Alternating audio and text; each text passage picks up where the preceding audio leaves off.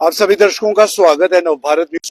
आप सभी का स्वागत है। और इस समय अगर हम नगरोटा बाईपोल इलेक्शंस की बात करें तो जहां एक साल से ये इलेक्शंस नहीं हुए थे और दूसरी तरफ इस इलेक्शन में जो कंट्रोवर्सी भी उठी उसे लेकर बातचीत करेंगे। हमारे साथ कुछ आई विटनेसेस मौजूद हैं। हर्षदेव जी की बात की जाए तो एक नामचीन चेहरा, वो जम्मू कश्मीर की राजनीति में है, पूर्व मंत्री भी रहे। उनके बेटे पर किस तरह से हमला किया गया, अपहरण करने की कोशिश की गई, वो सारी बातचीत जो है वो होगी। क्या उस रात हुआ था, यहाँ पर ये तमाम युवा मौजूद हैं जो नगरोटा बाईपोल इलेक्शंस में हर्षदेव सिंह जी को समर्थन कर रहे थे। उनके बेटे के अपहरण को लेकर क्या कुछ इनका कहना है। आपका स्वागत है नवभारत में। क्या हुआ था उस रात, पहले तो अपना नाम बताएं और किस तरह की जो कंट्रोवर्सी अभी उभरी है उसे लेकर क्या कहेंगे। जी, मेरा नाम ध्रुमिल ध्रुव ठाकुर है। और उस दिन सरोट में हमें कॉल्स आई लोकल लोगों की कि यहाँ पे बीजेपी की गाड़ी में शराब डिस्ट्रीब्यूट हो रही है, तो आप जल्दी आ जाइए। हार्डली आधे घंटे बाद हम सरोट पहुंचे तो हमने देखा कि हमारे पीछे कोई कम से कम 5-6 गाड़ियां आ रही हैं। तो उस गाड़ी में जो सबसे आगे गाड़ी थी, फॉर्च्यूनर गाड़ी में, एक बिट्टू नाम का आदमी उसमें बैठा हुआ था। उसने मास्क लगाया था, रशपाल सिंह उसका नाम है। तो जैसे ही हम वहां पहुंचे तो उन्होंने कुछ नहीं पूछा हमसे, उन्होंने आते ही हम पे अटैक कर दिया, हमें मारने शुरू कर दिया। शायद उनको पहले से पता था कि गाड़ियों में कौन कौन बैठा है। पहले उन्होंने हमें डंडे से मारा, फिर उसके बाद वो बार बार बोल रहे थे कि हर्षदेव के बेटे को मारो, हर्षदेव के बेटे को मारो।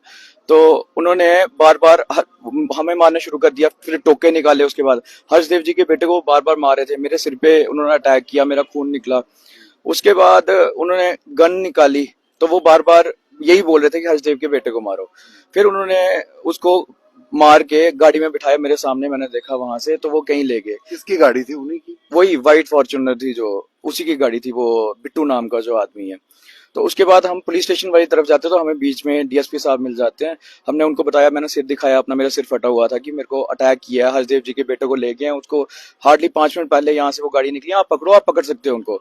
तो उन्होंने हमें बोला कि आप जाइए जाइए, हम पकड़ लेंगे उनको, आप पुलिस स्टेशन जाइए। हमने बोला ठीक है। हम पुलिस स्टेशन के बाहर जाते हैं तो पुलिस स्टेशन के दरवाजे वहां पे बंद थे। तो हमने बोला कि हमारी कंप्लेन तो लिखो। हमारी कंप्लेन किसी ने नहीं लिखी वहां पे। तब तक हर्षदेव जी वहां पे आ गए थे और हमारे जितने भी सपोर्टर्स थे, कम से कम 200-250 बंदा वहां इकट्ठा हो गया। तो उन्होंने दरवाजे बंद कर दिए थे। उसके बाद तो हम बोलते रहे कि भाई पकड़ लो उनको, पकड़ लो। पुलिस ने कोई कार्रवाई नहीं की और आज हमें पता चल रहा है कि हमारे ऊपर ही इन्होंने केस डाल दिया कि आपने रोड क्यों बंद की है वहां पे। उन्होंने दरवाजा बंद कर दिया तो हम कहाँ बैठते हैं, रोड पे नहीं बैठते। और हर्षदेव जी का बेटा किडनैप हुआ था, हम बार बार बोल रहे थे उसको ढूंढो। पुलिस ने आज तक उस इंसान को नहीं पकड़ा है, वो खुला घूम रहा है।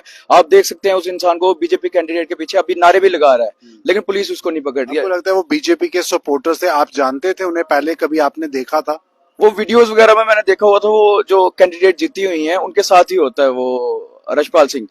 एक वीडियो और भी है, हमने सोशल मीडिया पे भी डाली हुई है, वो बहुत वायरल भी है वीडियो। उसमें साफ दिख रहा है कि वो हमें मार रहा है। उसका मास्क भी खुला 1-2 बार। और कोई कोई हमारी कोई है ही सुनवाई नहीं है यहाँ पे, हम क्या कर सकते हैं। एसएचओ की बात हर्षदेव सिंह जी ने भी कही। क्या लगता है आपको, पुलिस महकमा एक बहुत ही ट्रस्टवर्दी महकमा होता है, लेकिन पॉलिटिक्स में ये आपको लगता है तोड़ मरोड़ हो जाता है इसमें? देखिए, नगरोटा में मैंने एक चीज नोटिस की है कि जितने भी एसएचओ ये लगाते हैं मेन मेन स्टेशन में, जैसे नगरोटा में जो एसएचओ साहब हैं, जो जजर कोटली हैं या जो गरोटा में है, ये अपनी मर्जी के लगाते हैं और बार बार वही एसएचओ रिपीट होते हैं। क्या कोई और एसएचओ कहीं भी नहीं है? वही सेम एसएचओ जैसे ही ट्रांसफर करते हैं 1 महीने बाद दोबारा उसी को लगा देते हैं। क्यों लगाते हैं?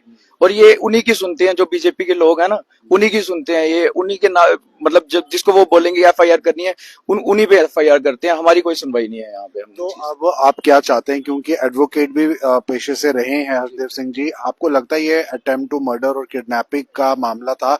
किस तरह से आपको लगता है ये केस को लेना चाहिए? देखिए, पहले तो हम दोबारा पुलिस वालों को रिमाइंड करवाएंगे कि हमने आपको एक एप्लीकेशन दी थी, वो इंसान खुला घूम रहा है, उसको पकड़ो। अगर उन्होंने नहीं सुनी तो हर्षदेव जी कोर्ट जाएंगे। इसके बाद अगर जरूरत पड़ी तो वो सुप्रीम कोर्ट तक भी जाएंगे। हर्षदेव जी डरने वाले नहीं है। पूरा स्टेट गवर्नमेंट, सेंट्रल गवर्नमेंट उनको हराने में लगी थी, तभी वो दूसरे नंबर पे आए हैं, दूसरी कॉन्स्टिट्यूंसी से उठ के। हमें बहुत प्राउड फील होता है कि हम हर्षदेव जी के साथ चलते हैं, हम डरने वाले। ये मतलब कि जो हुआ वो इलेक्शंस को एक मोल्ड करने का तरीका था, एक रास्ता देने का तरीका था हर्षदेव सिंह जी को अपने विषय से भटकाने का, बिल्कुल, ये अहम था। बिल्कुल, ये तो साफ दिखाई दे रहा है ना। उनको डर हो गया था कि ये जीतने वाले हैं। फिर जो उनसे हो सकता था उन्होंने गन्स भी यूज की, डंडे यूज किए, टोके यूज किए, बाहर के गुंडे लाए इन्होंने, हरियाणा के, राजस्थान के। शराब, हर घर में शराब पहुंचाई है इन्होंने, घर घर, मतलब घर घर शराब पहुंचाई इन्होंने, घर घर पैसे पहुंचाए हैं इन्होंने।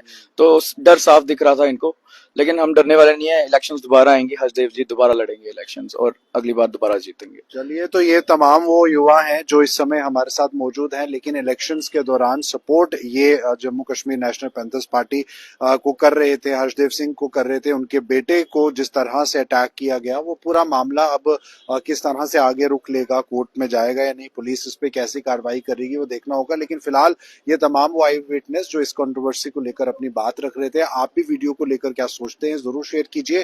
फिलहाल मुझे दीजिए इजाजत, नमस्कार।